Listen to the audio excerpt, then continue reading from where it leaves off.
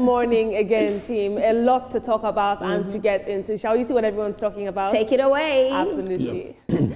Good morning, Nigeria. I like to say that TVC has a finger on the pulse and our eyes on the streets. And here on the Trending Now segment, my team and I do our utmost best on a daily basis to bring you all the trending stories that are shaping the world that you and I live in. We begin today with some good old news on security, where a major shakeup is happening in Nigeria's security landscape. President Bola Tinubu has reaffirmed his directive to withdraw police officers from VIP escort duties, insisting that ministers and senior officials who feel unsafe must now seek his personal approval for any additional protection. Arriving for the Federal Executive Council meeting, the president said that this move is designed to push more police personnel to the front lines, where kidnapping and terrorism remain pressing threats. This is the address by our president. Minister for Interior should liaise with IGP and the civil defense structure to replace those police officers who are on special security. He essentially said that he understands the president's mandate, but he urged Senate President Godswill Akpabio to make sure that the people who need security get it the most. And he said that this rule should apply to everybody and that lawmakers should not be singled out or picked on as scapegoats. Personal protection. And we must understand that the optics of this are personal protection. And we must understand that the optics of this are very, very good. It's important that no one in Nigeria feels that their life or their safety. It's important that no one in Nigeria feels that their life or their safety is more important than anyone else. Don't you think, Mr. Showumi?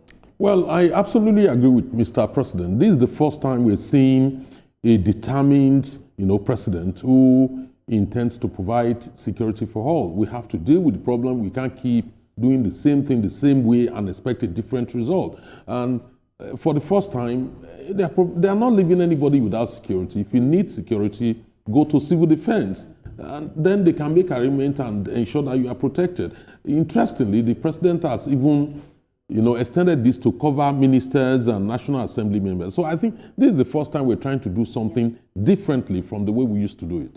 All right, and just picking up from that, we're doing something different. Let's see how, that would now impact us. And I love the fact that the president has said no going back to this. So Mr. Abdul Ningi, he needs to relax a bit. I watched him yesterday. I watched how passionate he was talking about it. But at the end of the day, we need these police officers at the front line. Like you said, Olamide, we see 15, 16, some even 30 following them around when, there are people that are really dying and need these officers just to be there. So I think this is a step in the right direction. But my only fear with this, Olamide, is that I hope that is fully implemented, because we were speaking about it during the newspaper review that we still have some people that are moving with police officers. Now, how are we able to make sure that it's an equal ground, that this fully happens and then we see more police officers on the front line fighting to save the lives that really matter? Because every life matters.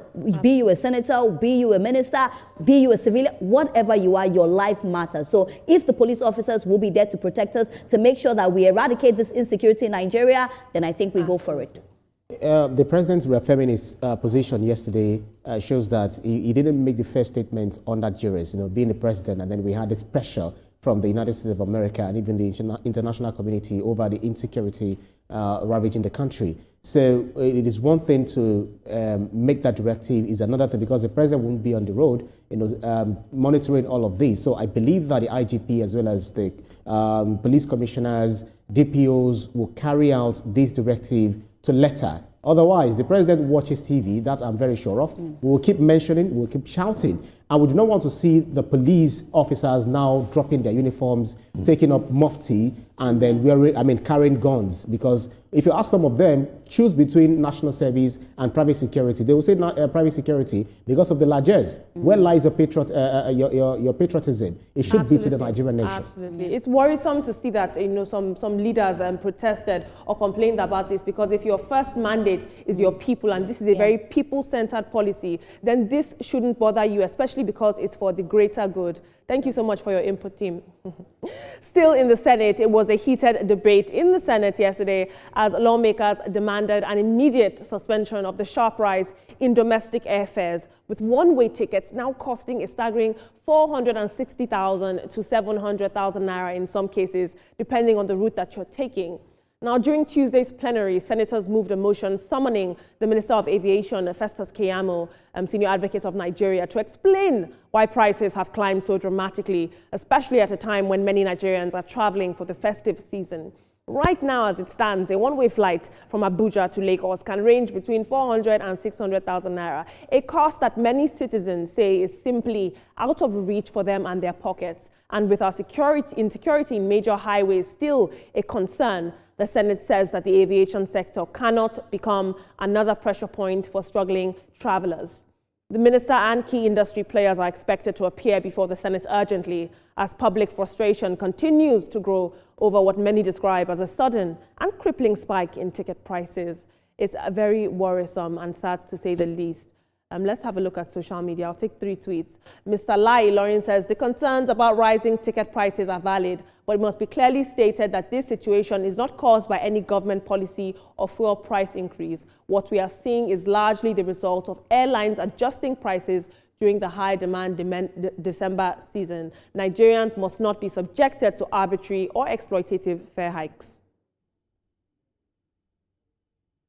Mr. Prolific says, basic things are like luxury. These airlines know about the insecurity in the country and they are taking advantage of it. It's either 20 million for ransom or 500K for a flight. You people should keep on fighting each other over tribalism and religion. Their kids are using maximum security and private jets.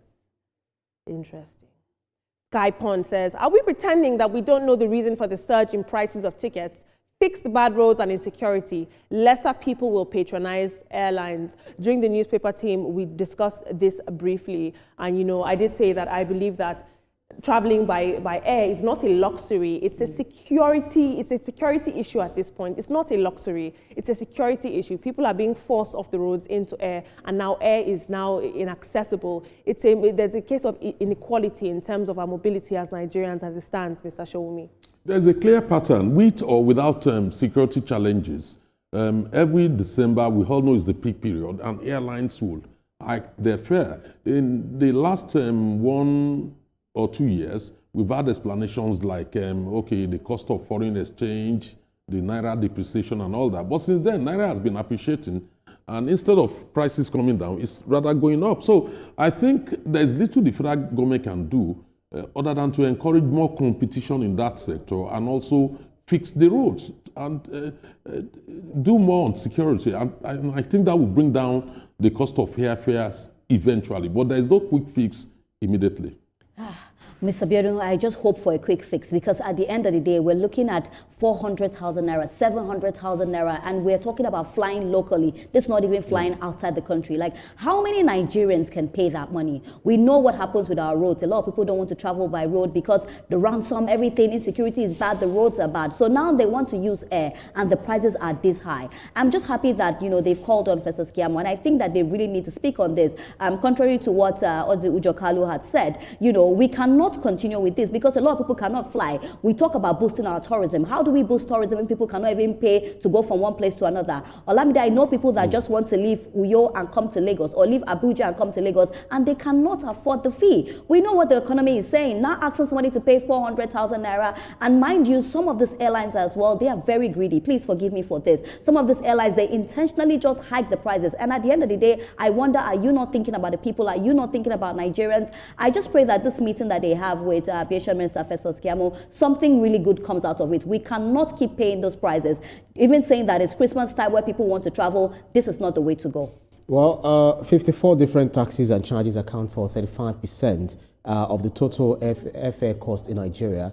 And then if you also look at the government charges also account for about 64 to 70%, you know, the West African region. And this is way too high. So this is where the government needs to come in. And speaking of Festus Keyamo, he said that only competition will drive down airfares. So in all of this, we need, okay, fine, we want competition. We want all of these landing costs and all these things, all these variables, you know, shaping the airfares. Where is the place of empathy? Where is the place of people who, because as Olamide said, it's no longer luxury. It's all about, I want to be safe. So if people are seeking alternative routes by going by air, then you should make it easier for people to utilize. But also take care of the roads, take care of secure our borders, secure everywhere, so that we can also travel by road. Behind the scene, we're all, we're all dictating, not dictating, we're all having this conversation behind the scene, whether to go to Ghana, travel by road or go by air and all of that. At the end of the day, we might eventually not go anywhere. I have to say, Tim, I really do worry that the volatility of the economy makes it so that Nigerians can't even dream or plan anymore. You know, all year you say, I'm going to go back home when it's Christmas time, and this is my budget, and the time comes, and you can't even afford it. It's a shame. How do you reunite with your families? Thank you so much for your input, Tim. Moving on, still in the airspace, security personnel at the General Tunde Diagbon International Airport, Ilorin, on Wednesday arrested a man identified as Shegun Martins for attempting to hide, get this, between the tires of an overland aircraft. Now, this incident happened at about 3:02 p.m. on Wednesday, and the suspect gained unauthorized access to the foot of the aircraft as it prepared to taxi for takeoff. Ground security operatives quickly apprehended him and handed him over to the airport police. During initial questioning, Martins reportedly said that he believed this aircraft was heading to the United States and attempted to escape by hiding on it. Airport authorities say that investigations are still ongoing, but as you're seeing in the video playing right now, Shegun Martins was yanked off and his jackpot dreams have been stolen. Let's take a look at social media.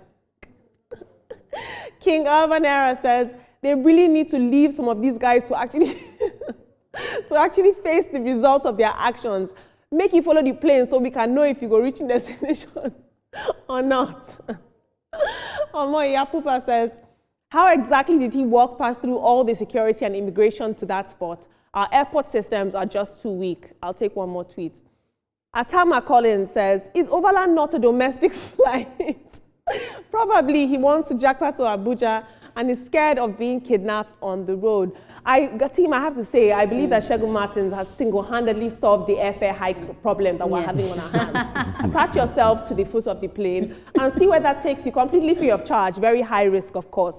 Jokes aside, it was good to see that the airport security quickly intervened. What pushes a man to be so desperate to come to this measure, Mr. Shomi?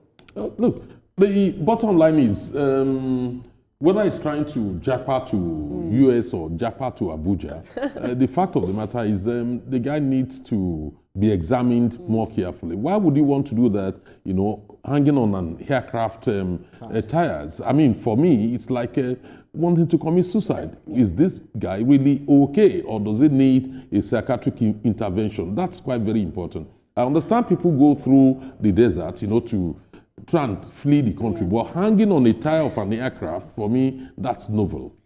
I will, on Trending Now, we hear different things, and this is one thing that I'm really surprised about. But I'll go three ways with it. Olamide, first of all, I want to look at it in a way that this is not funny, okay? Because what kind of desperation will push you to say that you want to stay on the tires? Because at the end of the day, you cannot make it. If that plane had moved, he would, have lost his life. So we also need to look at making Nigeria easy for just the people that we're talking about, the hardship. Some people are just frustrated that whatever it is to take them out of Nigeria, they are ready to do it. That's number one. Number two, we need to check his mental health. That's very important. Let them not just castigate him and just throw him away. We need to examine if he's truly okay. And thirdly, our airline security. How did he pass everything? Was he not showing his passport? How did he get to the foot of the plane? I leave it there. Well, this is not the first time I'm getting to hear a story about this, especially about stowaways who want to go to, as you mentioned, Abuja, US, UK, and all of that. But this kind of practice is almost always fatal. Because by the time you get yourself in the middle of the tire and then the tire collapses, it actually folds its tire and then airborne, the air pressure can actually reduce to like 40 degrees Fahrenheit. How do you sustain breathing? How do you get oxygen? You can be you can suffer from, you can die of hypothermia. So I do not know what is in what these people are really thinking. Maybe mental problem. And matter of fact, of all countries, US, Trump is just going to throw you out of that country. Absolutely. And what bothers me is that he didn't even do his research. It's a domestic flight. He also showed up in pants and a flimsy shirt. You don't seem like you're really ready to jackpot. Thank you. Let me say something quickly. At the end of the day, I feel this desperation is too much. For you saying that he didn't even know where the plane was going, but he just wanted to leave. That tells a lot. Thankfully, this didn't turn fatal. Thank you so much for your input, team. Right.